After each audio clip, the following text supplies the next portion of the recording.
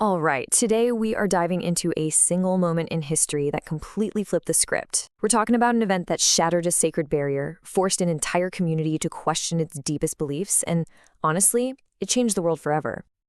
I mean, really think about that. What happens when something you experience with your own two eyes just completely contradicts everything you've ever been taught? It's a tough spot to be in, right? It can be pretty jarring. And for the early church, this wasn't just some philosophical thought experiment. Nope, this was a full-blown, real-life crisis. And the answer would decide if their message was for just a select few or for every single person on the planet. Okay, let's get into it. So our story kicks off not with a party, but with a major confrontation. The Apostle Peter, he gets back to headquarters in Jerusalem, and he's not exactly met with high fives. He's met with an accusation. So there's the charge, right there. Now to us, eating with someone might not sound like a big deal, but for these first-century Jewish believers, this was a huge violation of God's law. Peter had gone into a Gentile's home, shared a meal, and, in their eyes, made himself ritually unclean.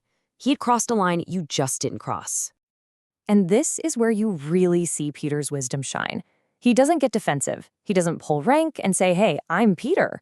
Instead, he just tells the story. He calmly lays out exactly what happened, step by step, basically saying, look, this wasn't my idea, this was God's.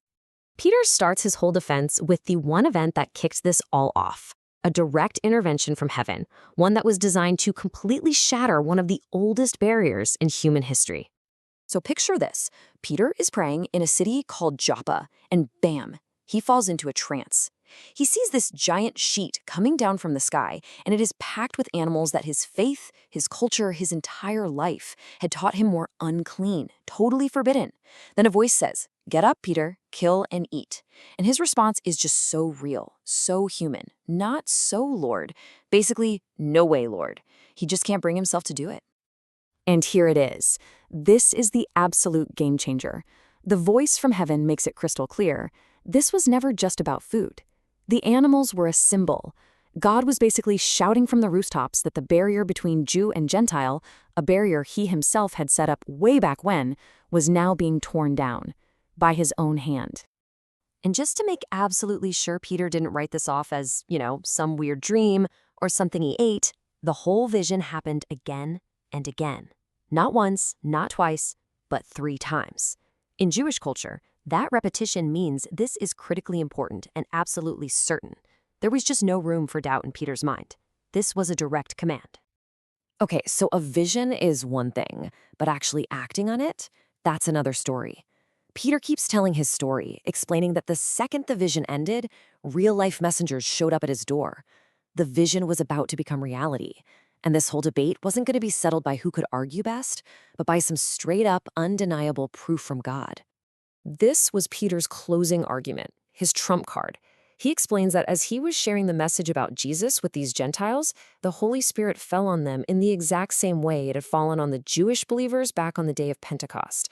God gave them the very like gift, proving beyond a shadow of a doubt that they were just as accepted. And then Peter just lays this killer question on his critics. He's saying, look, if I rejected these people, I'd be fighting against God himself. And who am I? Who is anybody to stand in the way of what God is so clearly doing? And with that, everything changed. You could have heard a pin drop. The arguments just stopped. The fighting was over. And instead, they all started glorifying God because they suddenly realized his plan was so much bigger, so much more inclusive than they had ever dared to imagine. Now, this wasn't just some isolated incident happening behind closed doors. Oh no, what God showed Peter in private was also exploding out in the real world.